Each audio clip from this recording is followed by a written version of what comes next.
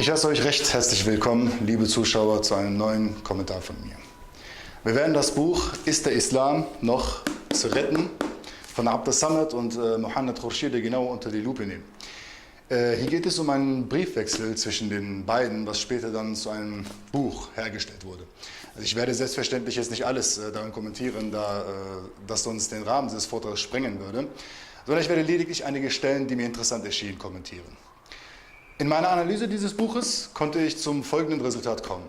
Beide haben, trotz des verlogenen Bildes, dass sie angeblich Kontrahenten wären, in einer Sache etwas gemeinsam. Ja? Und das ist, wenn man den Islam bzw. den Koran und die Sunna so lernen und praktizieren sollte, wie die essentielle Regel dieser Quellen es festgelegt hat, dann wird man unwiderruflich zum Fanatiker, zum Radikalen oder zum Terroristen eingestuft. Ja? Beide suchen einen Weg, den Islam zu reformieren, indem man diese Religion, ihre Fundamente wie Regierungsgewalt oder so etwas wie, ich sage mal, Legislative, Exekutive und Judikative nimmt und ihr einfach nur ihre Verbindung zu Allah durch Beten überlässt. Und damit natürlich nicht genug. Ja?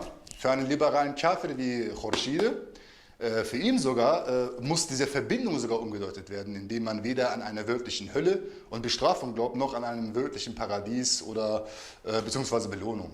Ja, den Kampfgeist dieser Religion müsste man auch nehmen, indem man nur über die Liebe redet und so etwas wie die Aufteilung von Gut und Böse einfach mal so negiert.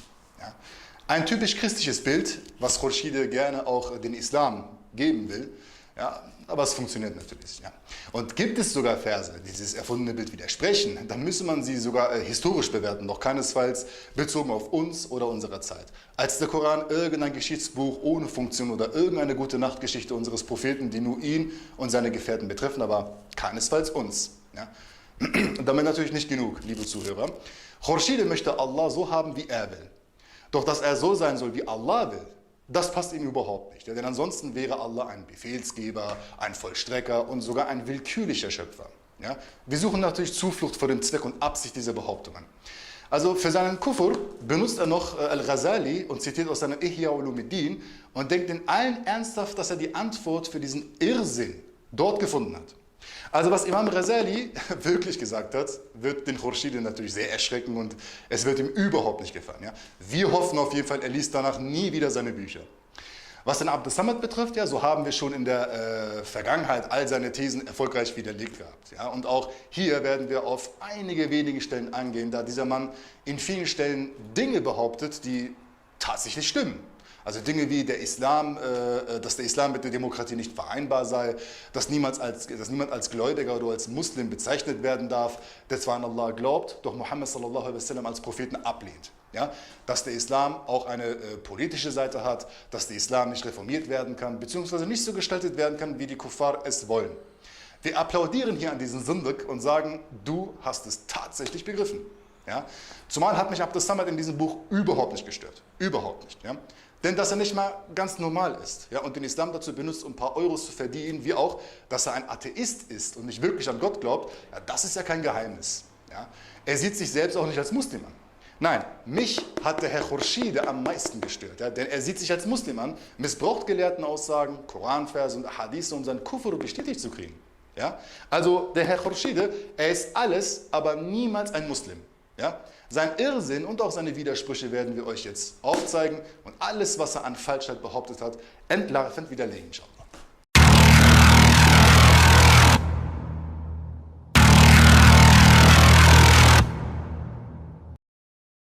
Mohammed Khurshid verneint auf der 14. Seite, ein Luther werden zu wollen.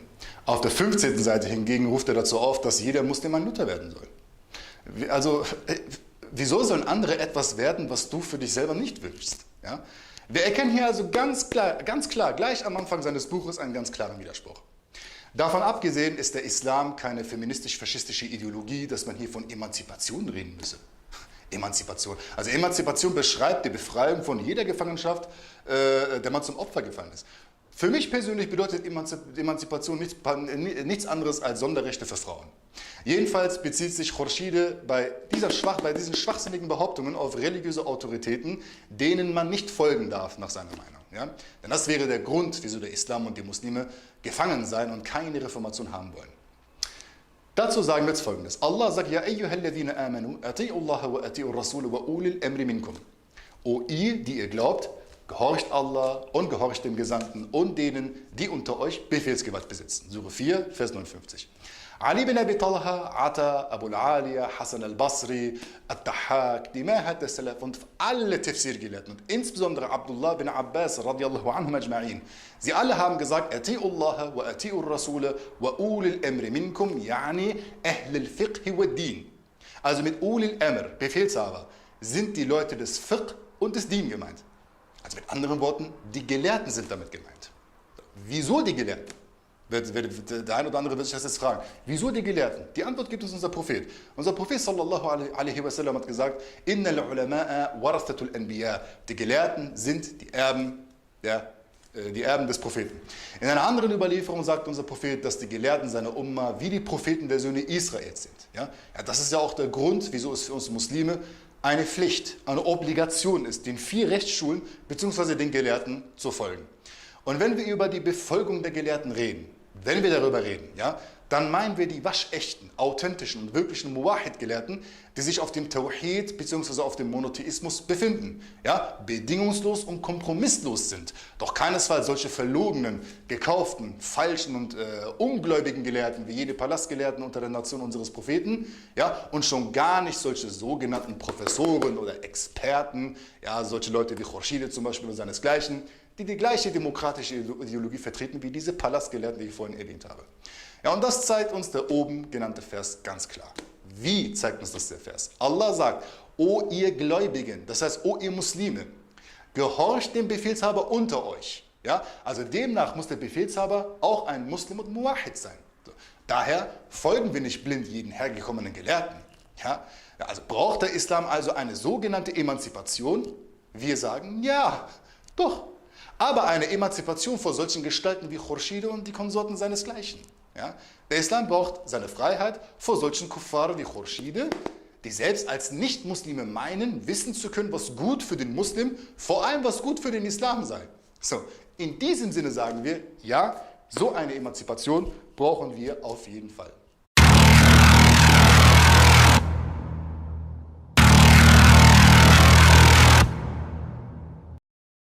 Es ist wirklich sehr lustig, wie der Herr Khurshide sich bei den wichtigsten Punkten häufig widerspricht. Auf der 15. Seite ruft er die Leute dazu auf, dass sie anfangen sollen, den Koran selbst zu interpretieren. Auf der 74. Seite hingegen kritisiert er, wenn es um den Aufruf zu Terror und Gewalt geht, dass die Leute ihre eigene Interpretation folgen. Also entweder weiß dieser gekaufte Professor nicht, was er will, oder er hat ein Denkproblem. Ja? So, es ist doch ganz einfach, es ist ja wie 1 plus 1 rechnen. Zu Mord, Terror und Gewalt ruft man auf, wenn man seine eigene Interpretation folgt. Sind aber Interpretationen gegeben von wahrhaftigen Gelehrten, welche die Schüler des Salaf und sie die Schüler unseres Propheten gewesen sind, und man diese Interpretation folgt, erst dann befindet man sich auf dem Manhaj unseres Propheten sallallahu alaihi wasallam. So. Wir sprechen hier also von einer Sannat, also von einer Überlieferungskette von wahrhaftigen Muwahid-Gelehrten. Wahrhaftige Muwahid-Gelehrten. Wieso ist uns diese Überlieferungskette so wichtig? Ja? Warum ist es uns so wichtig? Abdullah bin Mubarak gibt uns die perfekte Antwort. Er sagt, Al-Isnadu indi min ad-dini, lawla al-Isnadu laqala man sha'a ma sha'a. Der Isnad ist ein Teil der Religion. Wäre nicht der Isnad, so könnte jeder Beliebige sagen, was er wollte. So. Und ging es um Khurshides wirkliche Ideologie, dann müsste man diesen Isnad sogar ablehnen. Ja? Denn der Islam brauche ja die Emanzipation bei dieser Sache. Ja? Was machst du aber jetzt, Herr Khurshide? Das möchte ich jetzt gerne wissen. Was machst du aber jetzt? Entweder Emanzipation und schon siehst du den Aufruf zu Terror, Mord und Gewalt, oder die Befolgung unserer Gelehrten als Autoritäten. Dann aber passt das wiederum zu deinem Reformbild und Demokratisierung nicht rein. Ja? Also es passt nicht zu deinem Konzept rein. So, du kannst also biegen und drehen und quatschen, wie du willst. Es funktioniert einfach nicht. Es funktioniert nicht. Daher stimmen wir an dieser Stelle den Hamad Abdus Samad voll und ganz zu, dass der Islam weder mit der Demokratie noch mit der demokratischen Reformation zusammenpasst. Ja?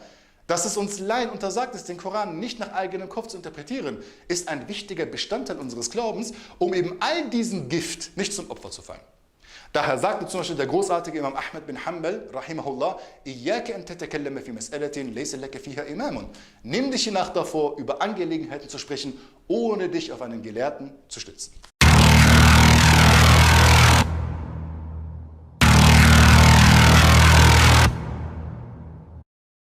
Demnach muss man alles an den Islam anzweifeln und sich kritisch distanzieren können, wenn man eine Reformation wünscht. Also bei uns gibt es eine ganz klare Logik, ja, ist ganz klar. Alles, was sich auf Zweifel oder Vermutungen aufbaut, sind ebenso Zweifel und Vermutungen. Wenn man also Zweifel und die daraus entstehende Vermutung bei einer Sache, die reformiert werden soll, hat, wie kann dann eine Reformation die Lösung sein, da die Reformation an sich ebenso zweifelhaft und vermutungsvoll ist? Also zum Beispiel könnte ich jetzt aufstehen und sagen, ja, nur die Vorfahren von Hamad Abdus Samad stammen von Affen ab, da die Evolution lediglich bei ihm begann. So, wie könne man auf dieser Vermutung etwas Gewissenhaftes jetzt aufbauen? Ist ja nur eine Vermutung halt, ne? So, man muss also die Gewissheit und absolute Überzeugung bezüglich den Islam besitzen. Und wenn das gegeben ist, meine lieben Zuhörer, wird jeder merken, dass eine Reformation erstens nicht möglich und zweitens nicht nötig ist. So. Man müsste also nach Abdus Samad auch unseren Propheten, wie auch alle anderen Propheten, die mit derselben Botschaft kamen, nämlich den Islam, in Zweifel stellen und sich kritisch von ihnen distanzieren. Da erinnert mich diese Haltung von ihm an die folgende Aussage im Koran, wo Allah sagt, und wir schickten vor dir keinen Gesandten oder Propheten dem, wenn er etwas wünschte, Satan seinen Wunsch nicht zu beeinflussen trachtete, doch Allah macht zunichte, was Satan einstreut. Dann setzt Allah seine Zeichen fest. Sure 22, Vers 52. Abdus Samad hat eine satanische Haltung, was sehr gut zu diesem Vers passt, denn er ruft die Leute nicht zu einer Lösung, sondern zu weiteren Problemen auf. Nicht, dass die Probleme vorhanden sind, sondern er erzeugt weitere Probleme auf. Ja? Ist ständig am Hetzen und Meckern und fordert andere dazu auf, eine Lösung zu finden, doch er selber möchte sich diese Mühe nicht machen. Abdus Samad ruft zu Zweifel und Vermutungen auf, wie sein Gebieter, nämlich der Satan, das Gleiche tat. Wieso sollte Satan sich die Finger schmutzig machen, wenn er solche Diener wie Abdus Samad hat? Also wir Muslime können aber an unseren Religionen natürlich nicht zweifeln, ja, dass das eine veranlagte Angelegenheit ist. Denn Allah sagt, yuhkimullahu ayatihi. Allah setzt seine Zeichen fest. Nur ein Zweifler, ein Lügenverbreiter, einer, der bloße Vermutung aufstellt, sucht eine Reformation an etwas, was geradezu perfekt ist. Ja? Nur ein Zweifler ruft zu Zweifel auf. Er ist ein Egoist, da er nicht alleine mit seinen Zweifeln stehen will. Also lockt er auch andere mit in den Zweifel. Abdus Samad passt sehr gut da rein, denn er verdient kein Geld mehr mit seinen schäbigen Büchern und daraus entsteht dann natürlich Verzweiflung. Und gäbe es keine bessere Lösung, als mit Zweifeln und Vermutungen umherzuwerfen, dann sind ihm auch diese teuflischen Trickse selbstverständlich recht. Aber zum Glück sind wir da, ja, um eine Mauer zwischen dem Zweifel und der Gewissheit zu stellen.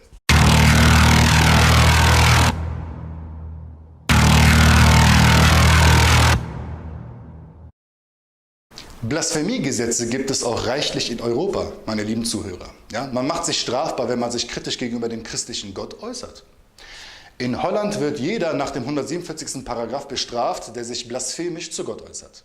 Man hat versucht, das natürlich abzuschaffen, doch Erfolg hatte man nur, dass man nicht bestraft wird, wenn man Königin Beatrix kritisiert. Also Kritik gegen Gott aber kann bis zu einer Freiheitsstrafe führen. Ja? Bis 1969 gab es auch sogar hier in Deutschland ein Blasphemiegesetz, doch wurde das dann reformiert. Doch wird Paragraph 166 als Blasphemiegesetz immer noch gekennzeichnet, nur kaum angewendet. Ja, das ist nun mal die Logik bei diesen erfundenen Gesetzen. Ja? Sie sind gegeben, aber verwenden wird man sie wohl kaum. Beinahe sogar gar nicht. Wieso gibt es sie dann? Ja, wie zum Beispiel die Todesstrafe in Hessen, hier in Deutschland. Ja, sie ist bis heute noch geltend und hat eigentlich immer noch ihre Funktion, nur wird sie nicht mehr verwendet. Also das ist halt die Logik dieser sogenannten Gesetzgeber. Ja? So, in Großbritannien zum Beispiel, meine lieben Zuhörer, in Großbritannien gab es ebenso ein Blasphemiegesetz, aber das galt nur, wenn man den christlichen Gott kritisiert. Also gegenüber Allah durftest du alles sagen, was du willst, nur gegenüber Jesus nicht. Ja? Ganz anders als wie in Irland, da wurde sogar 2009 das Blasphemiegesetz verschärft und droht mit einer Strafe bis zu 25.000 €, sollte man sich kritisch Gott gegenüber äußern oder sogar Material in diesem Sinne veröffentlichen. Stichwort Satire, Presse- und Meinungsfreiheit. Ne? Und Kunst natürlich mit dazu. In Russland wird jede Frau, die sich kritisch Gott gegenüber äußert, für mehrere Jahre eingesperrt wegen dem Blasphemiegesetz. So. Und wer diese, nach dem Bild von Abdus Samad, heftige Angelegenheit verharmlost, indem man jetzt sagen könnte, ja, aber sie werden nicht hingerichtet wie in Pakistan, ja, Wer das sagen sollte, so ist dieser nichts anderes als ein Ignorant. Ja? Ob Hinrichtung oder Freiheitsstrafe oder Geldstrafe bis zu 25.000 Euro nach Abd Samad sind alle drei Kriterien ein Zeichen von Radikalität, Terror und Unterdrückung. So. Das Problem ist, dass Abd Samad diese Punkte aber nicht anspricht, weil er nun mal ein unehrlicher Mensch ist und ganz genau weiß, dass er damit nicht 1 Cent verdienen kann. Also was macht er? Er missbraucht das Blasphemiegesetz in den sogenannten islamischen Ländern. So. Unser Rat, fasst euch erstmal an der eigenen Nase, meine Freunde, und danach können wir liebend gerne weiter diskutieren.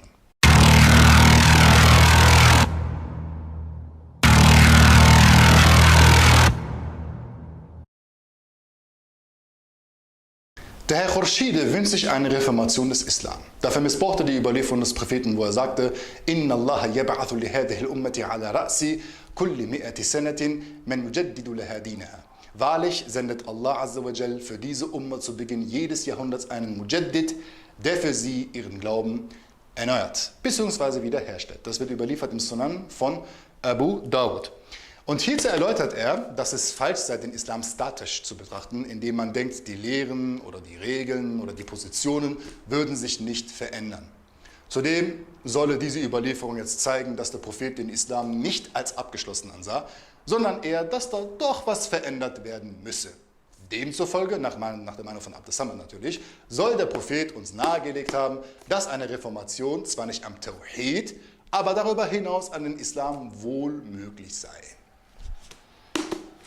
Also zu all diesen Schwachsinn geben wir natürlich die folgende Antwort. Also zu behaupten, unser Prophet würde den Islam nicht als abgeschlossen ansehen, würde bedeuten, dass der Islam nicht mehr vervollkommnet ist. Allah aber versichert uns: Al-yawma akmaltu lakum dinakum wa atmamtu alaykum ni'mati wa raditu lakum al-Islam. Heute habe ich eure Religion vervollkommnet und meine Gnade an euch vollendet und euch den Islam zum Glauben erwählt. Surah 5, Vers 3. Der Islam ist also vollkommnet geworden, was zeigt, dass er keinerlei Reformation braucht, da er perfekt ist.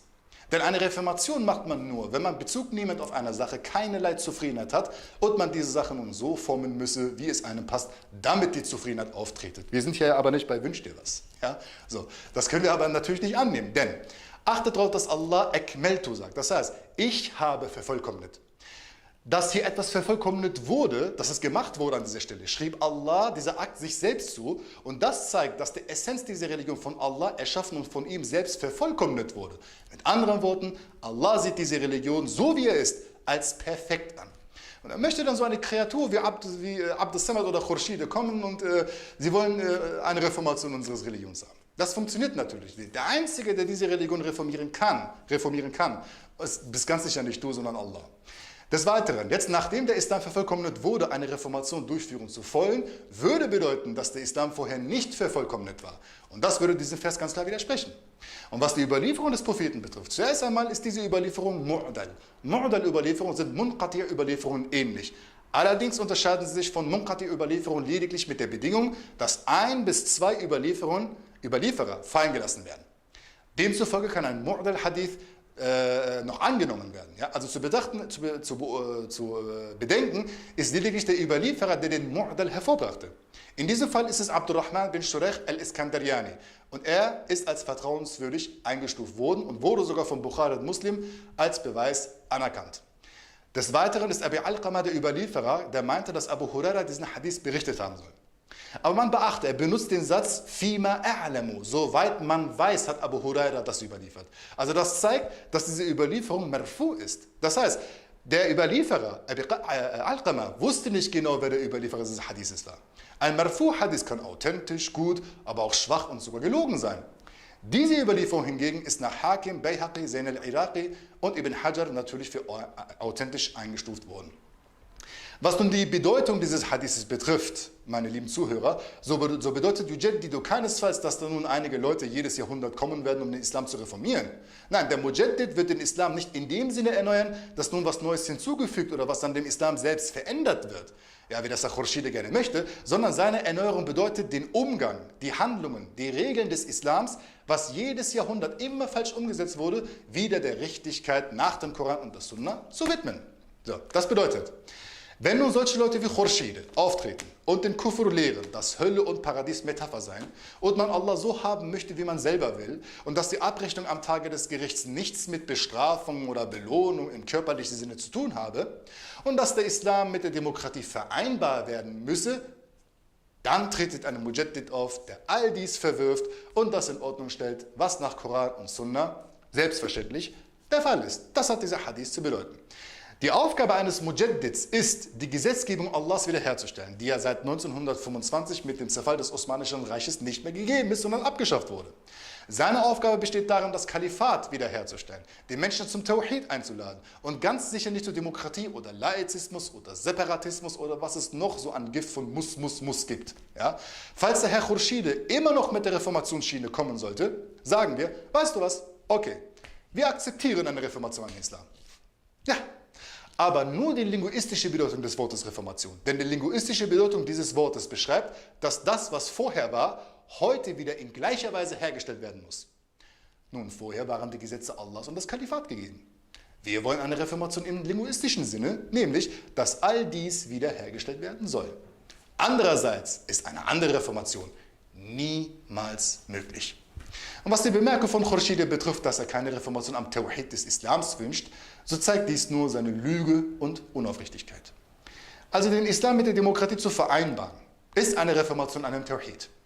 Die Fundamente des Islams, sowohl in der Rechtsprechung als auch in der Aqidah bzw. der Glaubenslehre, zu reformieren, indem man sie in westlichen Kufr-Werte umformiert, ist eine Veränderung an dem Tawhid. So.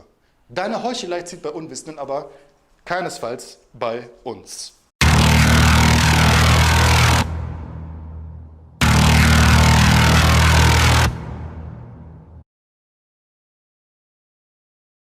Es hat mich wirklich sehr schockiert, dass der Herr Khurshid ständig den Ihya Ulumuddin von Al-Ghazali für seinen Kufr missbraucht und er dann noch die Behauptung aufstellt, Imam Ghazali würde Hölle und Paradies metaphorisch auslegen und nicht wortwörtlich. Also, ich dachte wirklich, ich falle vom Hocker, als ich das gelesen habe. Imam Ghazali soll also, wie Khurshid auf der Seite 107 erwähnt hat, die Meinung vertreten, dass zum Beispiel die Hölle kein Ort sei, wo es Feuer gibt und Menschen verbrannt werden, sondern das soll lediglich ein Sinnbild für das Getrenntsein von Gott darstellen. Also lass uns doch mal schauen, was Imam Ghazali wirklich gesagt hat unter dem Kapitel, und der haut dich schon um, ja? Die Eigenschaften der Hölle wie auch die Entsetzlichkeit und Qual. Wir lesen. O du unvorsichtige Seele, o du, der sich seiner Vernichtung nährt und von dem Zeitvertreib der weltlichen Dinge reingelegt wurde. Hör auf, über die weltlichen Dinge, die allesamt vergänglich sind, nachzudenken. Denke lieber an das Jenseits nach, wo du schlussendlich für immer und ewig verweilen wirst. Zweifelsohne hat man dir die Nachricht übermittelt, dass das Feuer sich in einem Ort befindet, wo jeder Mensch hingelangen wird. Denn erinnere dich, als Allah sagte, und keiner ist unter euch, der nicht daran, das heißt an das Höllenfeuer, vorbeikommen wird. Das ist eine von deinem Herrn beschlossene Fügung.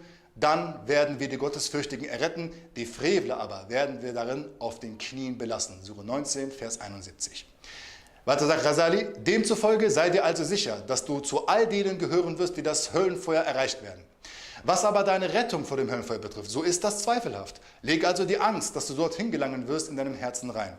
Denn so kannst du dich für den Weg dahin gut vorbereiten. Wenig später, ganz plötzlich wird die Dunkelheit die Missetäter bzw. die Schuldigen umzingeln und sie werden durch den Schatten des lodernden Feuers regelrecht bedeckt sein. Sie werden den Atem und das Knurren des lodernden Feuers ganz klar hören und dieses laute Knurren übermittelt ihnen, wie schrecklich wütend es ist. Und genau in diesem Moment werden die Schuldigen so große Augen machen, dass ihnen nun ihre Vernichtung klar sein wird. Alle Nationen werden sich unterwerfen, alle. Selbst die, die kaum Sünden begangen haben, werden sich vor dieses schreckliche Bild fürchten. Ein Rufer unter den Höllenwächtern wird kommen und ganz laut schreien, wo ist der Sohn von so und so, der sich mit ein ewiges Leben auf der Welt belogen und seine Taten mit Schlechtigkeiten zugrunde gemacht hat? Wo ist diese Person? Man wird über so eine Person mit Klopfern aus Metall losgehen und ihn mit noch viel schlimmeren Konsequenzen entgegenbringen. Mit viel schlimmeren. Ihm wird eine heftige Strafe zuteil sein und man wird ihm kopfüber in die Tiefe der Hölle werfen, nachdem man zu ihm sprach, Dhuq inneke entel azizul karim, koste, du meintest doch der Erhabene und der Würdige zu sein. Sure 44, Vers 49. Die Schuldigen werden sich in einem Ort befinden, wo es eng und finster ist, wo man gar nicht wissen kann, wo überall Gefahr lauert, wo sie nun für immer gefangen gehalten werden. Sie werden sich in einem Ort befinden, wo das Alkohol aus heißem Wasser besteht. Wenig später, sie werden kopfüber fallen, indem ihre Hände gebunden sind. Über ihnen, unter ihnen, rechts und links wird überall Feuer sein. Ertrinken werden sie im Lava der Hölle. Das, was sie essen werden, wird Feuer sein. Das, was sie trinken werden, wird Feuer sein. Ihre Kleidungen werden aus Feuer bestehen. Ihre Betten werden aus Feuer bestehen. Sie werden Roben aus Feuer und Hemden aus Teer tragen. Sie werden zwischen den Schlägen der Klopfern und den schweren Gewichten der Ketten umherkrümmen. Sie werden dazu gezwungen, durch die engen Gassen des Höllenfeuers zu laufen. Sie werden durch das Feuer gebraten, wie das, was in einer Schüssel gebraten wird. Über ihnen wird heißes Wasser gegossen. Ihre Körper werden schmelzen. Sie werden schmelzen. Aus ihren Mündern wird Eiter fließen. Ihre inneren Organe werden vor lauter Verdursten verderben. Das Haut an ihren Wangen wird dahinfallen. Und wenn ihre Häute gar und verkohlt sind, wird man ihnen neue Häute überziehen. Ihre Knochen werden aus ihrer Häute gerissen. Hoffnungslos werden sie sein und sie werden sich wünschen zu sterben, doch sie werden nicht sterben. Das heißt, diese Prozedur wird sich immer wieder wiederholen. Jetzt mal eine Frage an alle, die die Worte von Al-Ghazali ganz gut begriffen, sich ein Bild gemacht und das alles verinnerlicht haben. Hat sich das gerade so angehört, als habe Imam Ghazali die Hölle metaphorisch erklärt? Oder vertrat er diesbezüglich wie die erfundene Auslegung dieses Kafirs namens Khurshid von wegen, die Hölle sei lediglich eine Trennung von Gott oder die Begegnung mit sein schlechtes Gewissen oder seine schlechten Taten? Versteht ihr jetzt, wieso ich beinahe vom Hocker gefallen bin, als ich diesen Blödsinn von Khurshid gelesen habe? Also denkt mal gut über dieses Thema nach. Des Weiteren behauptet Khurshid, dass der folgende Vers die Hölle und das Paradies als zwei Metapher beschreiben und ihnen die Bedeutung von Glückseligkeit und Leid gegeben soll. Ja, das könnt ihr auf der 118 bis 119 lesen. Also da wird gesagt, an jedem Tage kommen die Menschen in Gruppen zerstreut hervor, damit ihnen ihre Werke gezeigt werden. Wer auch nur eines Stäubchens Gewicht Gutes tut, der wird es dann sehen. Und wer auch nur eines Stäubchens Gewicht Böses tut, der wird es dann sehen. Sure 99, Vers 6 bis 8. Wir fragen uns, was den Khurshid dazu geritten hat, aus diesem Vers die schwachsinnige Bedeutung zu entnehmen, dass Hölle Leid und Paradies Glückseligkeit zu bedeuten hätte und keinesfalls Strafe und Belohnung. Also, ist das denn ein mehrdeutiger Vers? Das kann nicht sein, denn Abdullah bin Mas'ud sagte genau über diesen Vers, هَذِهِ أَحْكَمُ آيَةِ فِي الْقُرْآنِ. Das ist der eindeutigste Vers im Koran. Imam Qurtubi sagt zu dieser Erkenntnis, وَصَدَقَ. Er hat das Richtige gesagt. Was also war so schwer an diesem Vers zu verstehen? Es wird gesagt, يَوْمَئِذٍ يَسْتُرُ النَّاسُ أَشْتَاتٍ. An jenem Tage kommen die Menschen in Gruppen zerstreut hervor. Das Wort Ashtat ist der Plural des Wortes Shat und beschreibt eine Gruppe, die sich auf die rechte Seite hinstellt, um das Paradies zu betreten, und eine andere Gruppe, die sich auf die linke Seite hinstellt, um die Hölle zu betreten. So. Denn Allah sagt ja, an diesem Tag werden sie auseinandergehen. Sure 30, Vers 43. Und des Weiteren erwähnt Allah, ihnen werden ihre Werke gezeigt. Also ihnen werden ihre Werke gezeigt, was sie an guten oder schlechten Taten begangen haben. Das Resultat ist entweder ein Ort wie das Paradies oder ein Ort wie die Hölle. Ganz klar.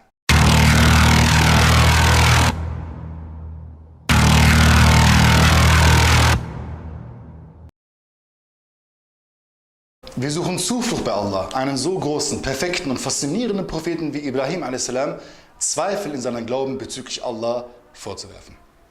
Der Vers 260 der Sure 2 lautet so: وَإِذْ قَالَ إِبْرَاهِيمُ رَبِّي أَرِنِي كَيْفَ تُحْيِي الْمَوْتَ قَالَ أَوَلَمْ تُؤْمِنْ قَالَ بَلَى وَلَكِنْ لِيَطْمَئِنَّ قَلْبِي. Und erinnere daran, als Ibrahim sagte, mein Herr, zeige mir, wie du die Toten belebst. Und Allah sagte, hast du etwa den Iman noch nicht verinnerlicht? Er sagte, doch, mit Sicherheit, aber damit mein Herz Ruhe findet. Sure 2, Vers 260. Also, die Aussage von Ibrahim a.s., die da lautet, zeige mir, wie du die Toten belebst, bedeutet nicht, dass Ibrahim a.s. Zweifel daran hatte und es hinterfragt hat, sondern er wollte mit eigenen Augen sehen, wie das passiert. Denn logischerweise ist die Gewissheit, die man durch das Sehen und mit den Augen erlangt, viel stärker als wir die Gewissheit durch Hören und Sagen. Und das ist auch der Grund, wieso unser Prophet sagte, لَيْسَ الْخَبَرُ كَالْمَعَايَنَةِ. Ja, eine Nachricht zu erzählen ist nicht das gleiche, wie sie mit eigenen Augen gesehen zu haben. Mit anderen Worten, damit das jeder versteht, Ibrahim a.s. hatte keinen Zweifel an den Glauben, dass Allah die Toten wieder beleben kann. Ja? Er hat das auch nie in Frage gestellt. Seine Bitte diente lediglich dazu, seinen Glauben noch mehr zu perfektionieren, als wie perfekt sie schon war. Ja? Denn nach dem Hören und Sagen sah er es nun auch mit den Augen. Also welche Gewissheit ist jetzt also viel stärker? Ich frage jetzt jeden, der jetzt mir zuhört. Welche Gewissheit ist stärker? Die eine Gewissheit nur durch Hören und Sagen oder die andere Gewissheit durch Hören, Sagen und Sehen? Der Aussage von Allah, hast du etwa den Iman noch nicht verinnerlicht, lautet im Arabischen أَوَلَمْ تُؤْمِنْ. Und hier kommt ein Hemse vor. Allerdings ist das kein Hemse im Sinne von Istifham, das heißt, in dieser Aussage wird keine Fragestellung getätigt, sondern der Hemse an dieser Stelle übermittelt die Bestimmtheit und die Tätigkeit der Bezugsperson, die Wahrheit mit Akzeptanz zu übermitteln. Ja? Das würde man erkennen, wenn man den Sprachgebrauch und die Stilistik der arabischen Sprache beherrschen könnte. Zum Beispiel heißt es in einem Gedicht, Gedichte werden benutzt, damit man den Koran und die Wörter in seiner Rhetorik besser versteht, werden immer Gedichte benutzt. In einem Gedicht wird gesagt, Alastum khayra min rakib al-mataya, seid ihr etwa nicht die Besten unter denjenigen, die die Reittiere bestiegen haben? Pass auf, das heißt, selbstverständlich seid ihr die Besten unter denjenigen, die die Reittiere bestiegen haben. Ja, das ist eine rhetorische Frage. So, in gleicher Weise übermittelt die Aussage von Allah die gleiche Bedeutung. Diesen Vers kann man für den Kufr, den Islam in Frage stellen zu dürfen, natürlich nicht als Beweis nehmen.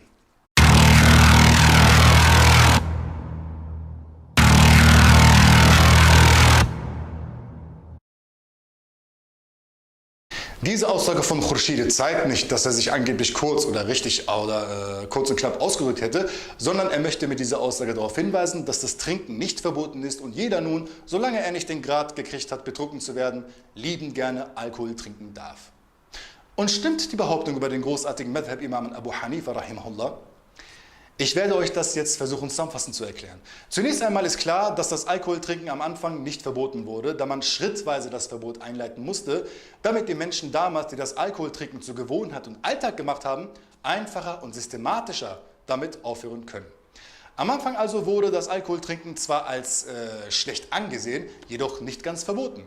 Hinterher trat ein beschränktes Verbot auf, wo lediglich darauf hingewiesen wird, nicht mit Alkoholeinfluss das Gebet zu verrichten. Am Schluss, wo es nun so weit gekommen ist, wurde das Alkoholtrinken absolut verboten mit dem folgenden Vers, nämlich der lautet: Ja ayyuhalladhina amanu innamal khamru wal maisiru wal asabu wal azlamu rijsun min amali shaitan fajtanibuhu la'allakum tuflihun. O ihr, die ihr glaubt, Berauschendes, Glücksspiel, Opfersteine, Lospfeile sind ein Gräuel, das Werk des Satans. So meidet sie, auf dass ihr erfolgreich seid. Sure 5, Vers 90. Wir werden jetzt den Kuffar zeigen, inwiefern dieser Vers zu verstehen ist und was es mit der Bedeutung auf sich hat, dass Abu Hanifa das Alkoholtrinken angeblich erlaubt haben müsse, mit der Bedingung, dass man es geringfügig trinken darf.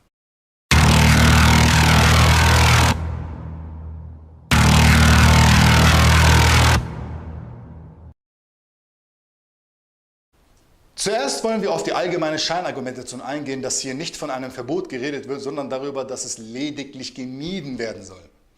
Also Allah beschreibt das Alkoholtrinken mit zwei ausschlaggebenden Eigenschaften. Erste Eigenschaft, Allah beschreibt das Alkoholtrinken mit Rijsun. In der arabischen Sprache benutzt man das Wort Rijis für Schmutz bzw. unreine Taten. Zum Beispiel sagt man in der arabischen Sprache zu jemandem, der eine schmutzige und unreine Tat begeht, Rajasa ar-rajulu rijsan wa rajasa. Ja, also demnach wird das Alkoholtrinken als etwas Unreines und Schmutziges beschrieben, dass die Verpflichtung, es nicht zu trinken, nun auftretet. Zweite Eigenschaft, Allah beschreibt das Alkoholtrinken als min amali shaitan, ein Werk des Satans. Und dies vervollständigt den Schmutz bzw. das Unreine an dieser Tat. Denn der Teufel ist ja deshalb unrein, weil er ein Kafir ist. Und ein Kafir wird ebenso als Najis beschrieben, denn Allah sagt ja schließlich, innamal mushrikune najasun, die Götzendiener sind unrein. Sure 9, Vers 28. Im Lichte dieser beiden Eigenschaften beschließt Allah am Schluss, fajtanibuhu, meidet es. Das heißt, sagt euch von dem los. Also im Hinblick auf die zahlreichen Überlieferungen und den Konsens dieser Umma übermittelt dieser Ausdruck eine Befehlsform. Und dieser Befehlsform ist automatisch eine Obligation bzw. eine Verpflichtung. Und demzufolge bedeutet das Wort meiden an dieser Stelle, es ist euch verboten, ganz klar. So, ein weiterer Zeichen für das Verbot von Alkoholtrinken ist die Strophe la'allakum tuflihun, damit ihr erfolgreich werdet. Denn man beachte die Präposition innama ganz am Anfang dieses Verses. Nachdem diese Präposition am Anfang drangehängt wurde, zählt Allah nun auf Berauschendes, Glücksspiel, Opfersteine und Lospfeile. Also all diese Dinge sollen wir meiden.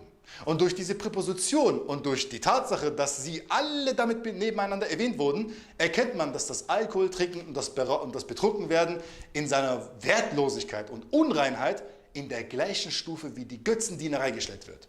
Denn in einer Überlieferung sagt unser Prophet sallallahu alaihi wasallam, Sharibul Khamri ka'abidil Wathan. Derjenige, der Alkohol trinkt, ist wie jemand, der die Götzen angebetet hat. Also, damit mich jetzt keiner falsch versteht. Derjenige, der Alkohol trinkt, ist nicht gleich ein Götzendiener. Ja? Aber seine Tat wird in der Unreinheit und in der Abscheulichkeit dieselbe Stufe gegeben wie die Tat des Götzendienstes. Das dient zur Abschreckung. Ja? Und allein deshalb erkennen wir an diesem Vers, dass das Alkoholtrinken absolut ohne jeden Zweifel und streng verboten ist.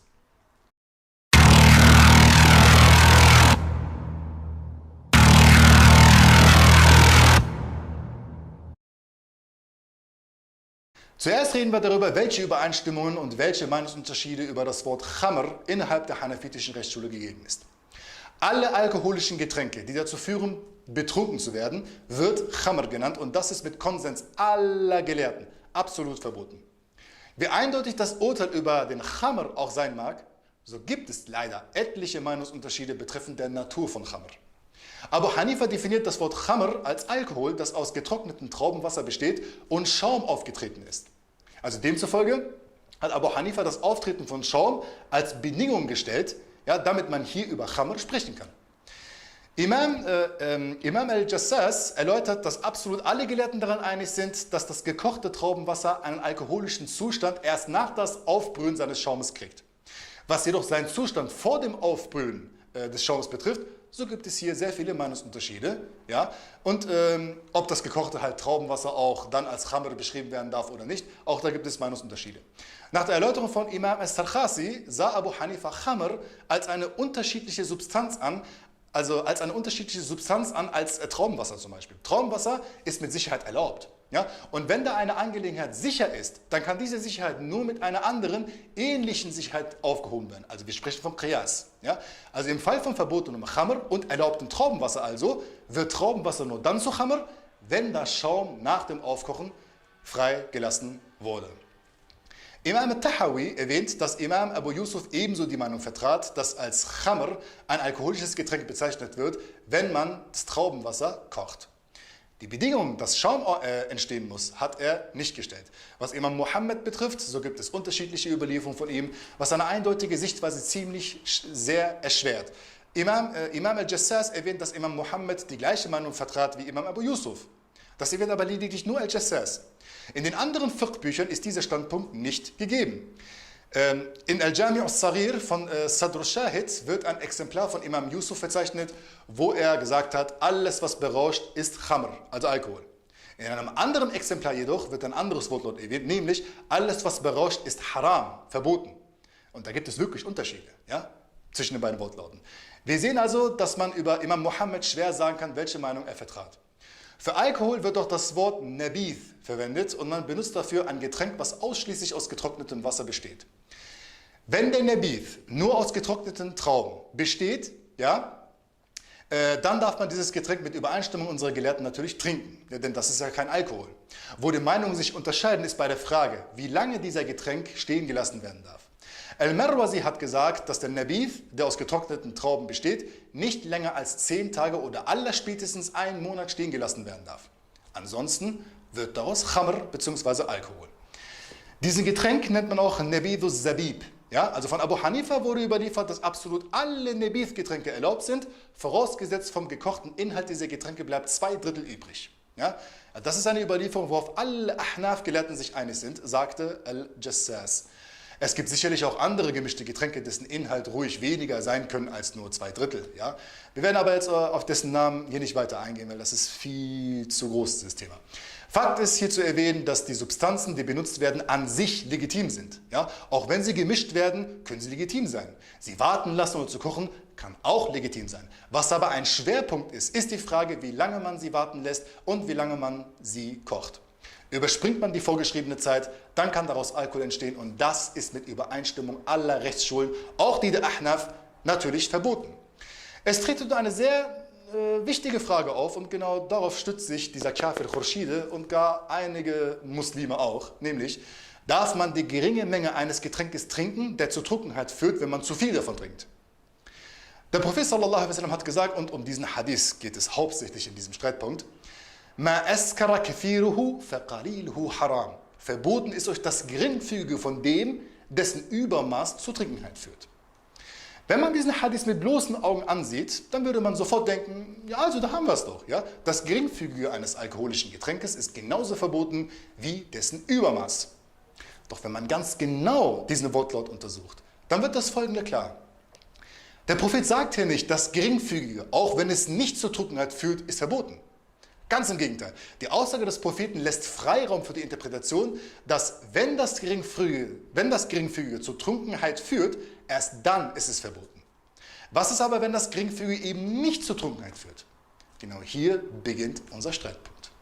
Also ich als jemand, der sich zur hanafitischen Rechtsschule bekennt, ziehe bei dieser Annahme, man muss es nicht annehmen, ja, man kann das so ruhig ablehnen, also man muss es nicht annehmen. Ich ziehe bei dieser Annahme, dass das Geringfügige eines alkoholischen Getränkes erlaubt ist, wenn es nicht zur Trunkenheit führt, die Auslegung von Al-Jassas vor. Ja? Und ich finde seine Aussage wirklich sehr interessant. Wie gesagt, ist jedem selbst überlassen, ob er es annehmen will oder nicht. Al-Jassas zieht zum Beispiel das Vorhaben als Argument.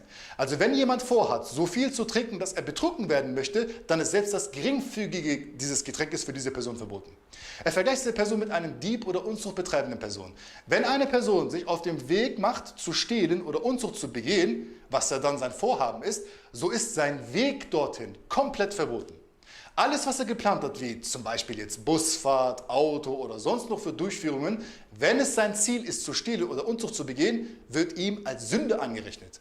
Genauso ist es mit jemand, der vorhat, bis zur Trunkenheit zu trinken. Für ihn ist selbst das Geringfügige verboten. Und ich betone nochmal, hier geht es nicht um Khamr, liebe Zuhörer. Khamr, egal ob wenig oder klein, ob betrunken oder nicht, alles was Khamr ist, ist mit Konsens verboten. Hier geht es um Nabith, eine an sich kein alkoholisches Getränk. Wenn man es, wie eben erwähnt, mit unterschiedlichen Substanzen, die an sich ja erlaubt sind, vermischt, ja, es warten und kochen lässt und daraus ein Getränk werden kann, was zur Trunkenheit führt, dann ist das immer noch nicht als Khamr zu verurteilen. Ja? Wenn das Wort Khamr dafür verwendet wird, dann lediglich als Majaz, bzw. als Metapher. So, die Bedeutung ist dann immer noch Nabith. Das ist die Meinung von den Ahnaf, was natürlich der Meinung aller anderen Rechtsschulen widerspricht, das ist klar. Und wir sagen, wir haben nichts dagegen, wenn man sagt, ein Mujtahid hat sich hier oder da in seinem Ijtihad geirrt. Wir haben nur ein Problem damit, wer das sagt. Denn wenn diese ganzen Internet-Dschihadis, diese Internetleute anfangen darüber zu reden, Abu Hanifa habe sich da und hier geirrt, dann werden wir das ablehnen. So. Ist aber ein Mujtahid, wie so einer wie Abu Hanifa gegeben, der das sagt, dann lehnen wir das nicht ab. Wenn die Propheten Fehltritte hatten, dann ist selbst der größte Mujtahid davon nicht verschont.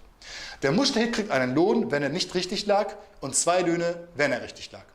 Und wir sagen, der Ijtihad von Abu Hanifa soll ja nicht für die heutige Zeit missbraucht werden, wo Alkohol per Gesetz gefördert wird, völlig egal, wie viel man davon trinkt und besoffen wird. Heute werden unzählige Alkoholfabriken, die durch das Kufr-Gesetz gedeckt und verteidigt werden, errichtet. So, ein kapitalistisches Denken, was wir strikt ablehnen. Und würde Abu Hanifa heute sehen, wie das alles noch in den islamischen Ländern gemacht wird und wie heftig die Gesellschaft Alkohol konsumiert, so hätte ich keinen Zweifel daran, dass er diese Fatwa, wenn es so zu verstehen ist, sofort zurückgezogen hätte. Und wir sagen auch das, was Imam Qurtubi in seinem Tafsir sagte, nämlich, wenn in einer Angelegenheit auf der einen Seite Ikhtilaf und auf der anderen Seite ein Ijma gibt, dann schließen wir uns selbstverständlich dem Ijma an und dieser Ijma besagt, dass das Alkoholtrinken absolut verboten ist. Sei es wenig, sei es viel, sei es drum, ob es betrunken macht oder auch nicht.